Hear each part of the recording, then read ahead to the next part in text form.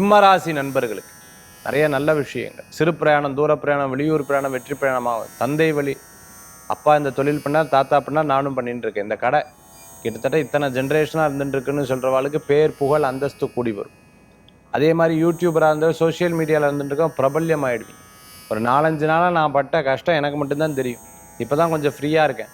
சண்டை சண்டை சண்டை, மனசில் நிம்மதி இல்லை சார். ஏதோ ஒன்று ஓடிண்டே இருந்தது. திடீர்னு பார்த்தா சக்ஸஸ்ஃபுல்லாக இருக்கிற மாதிரி இருக்குது, திடீர்னு டவுன் ஆகுது. நானே என்ன அப்படியெல்லாம் இருந்தது கிடையாது. நான் ஜெயிச்சுட்டே வந்துடுவேன். என்னவோ தனிமையில் இருக்கிற மாதிரியே ஒரு தோணல்கள்லாம் இருந்தது. இப்போ பரவாயில்ல சார், ஐ எம் ஓகே அப்படின்னு சொல்கிற மாதிரி இன்றைய தினத்தில் உண்டு. நிறைய விஷயங்களை கற்றுக்கணும், மைண்டை டைவர்ட் பண்ணணும்னு சொல்லிட்டு ஒவ்வொரு காரியத்தை எடுத்து செயல்படுத்தக்கூடிய நாளாக இருந்துருக்கும். சிறு பிரயாணம், தூர பிரயாணம், வெளியூர் பிரயாணம் வெற்றி பிரயாணமாக மாறும்.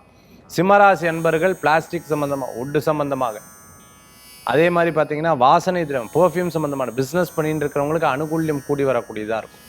வீடு, இடம், பொருள், வாகனம் வாங்கிறதுக்கு உண்டான யோகங்கள் உண்டு. திருமண காரியங்கள் வெற்றி பெறும். இன்றைய தினத்தில் வழிபடக்கூடிய தெய்வம் குலதெய்வ வழிபாடு.